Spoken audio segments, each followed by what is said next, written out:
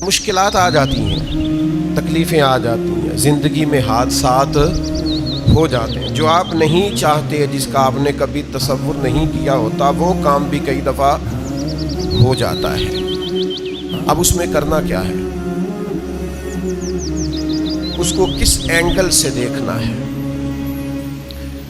مصیبت، پریشانی، دکھ، حادثہ، واقعہ،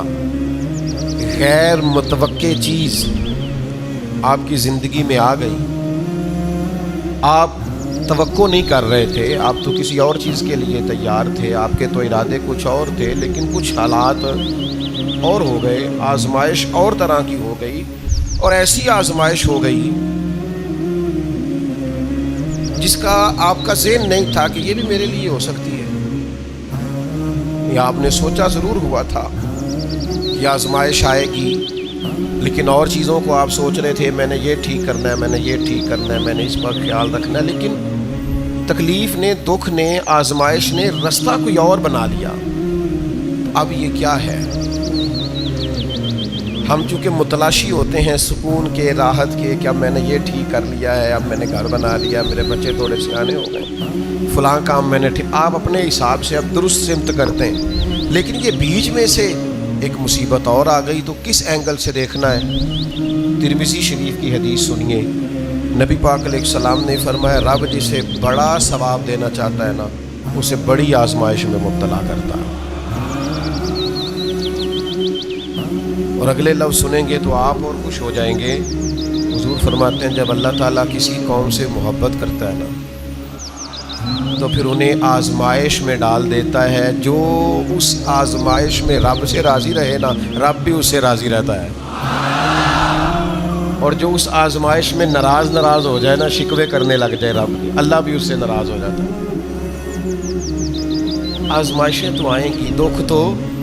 آئیں گے، یہ آ جاتے ہیں، ان کا بڑا مزہ ہوتا ہے۔ آپ کو پتہ ہے زخموں کا بھی مزہ ہوتا ہے، زخم ٹھیک ہونے پہ آ جائے نا کبھی، اس پر انگلی رکھ کے دیکھے، مزہ آتا ہے، اس پر ہلکی ہلکی خارش کرنے کو جی جاتا ہے زخم، لیکن اگر پکا ہو جائے نا تو مزہ دینے لگ جاتا ہے۔ زخموں کو پکا لو، زخموں کو پختہ کر لو، یہ مزہ دینے لگ جائیں گے۔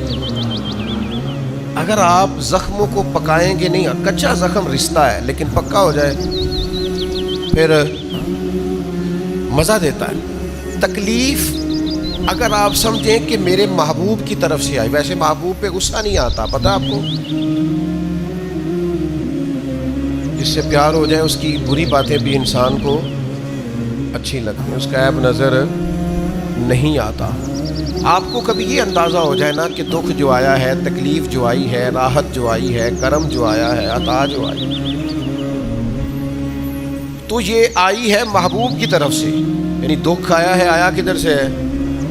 اچھا چلیں ٹھہرے، آپ رکے، میں بتاتا ہوں آپ کو۔ میں ایک دفعہ نا بیمار تھا زیادہ، اور منفرد بات یہ، انوکھی بات یہ کہ میرا ایک بچہ بھی بیمار تھا، اور اس پر تھوڑی سی مشکل یہ کہ کچھ چھوٹی موٹی ارد گرد کی پریشانیاں بھی تھیں، یہ تعمیری کام چل رہا ہے، فلانا کام چل رہا ہے، فلانا کام چل رہا ہے، تو سمجھ لیں 5 10 20 چیزیں اکٹھی ہو گئی، تو میری طبیعت پر کچھ بوجھ بن گیا، دل تھوڑا سا وزن محسوس کرنے لگا، اور ذرا تھوڑی سی بے چینی اور اضطراب طبیعت میں پیدا ہونے لگا۔ یہ ان کے بعد آ جاتا ہے کبھی کبھی، تو اس کی تدبیریں، اس کے معاملات بھی میں دیکھ رہا تھا، لیکن تھوڑا سا نا زیادہ ذہنی طور پر میں اپنے آپ کو تکلیف میں محسوس کرتا تھا۔ تو ایک رات میں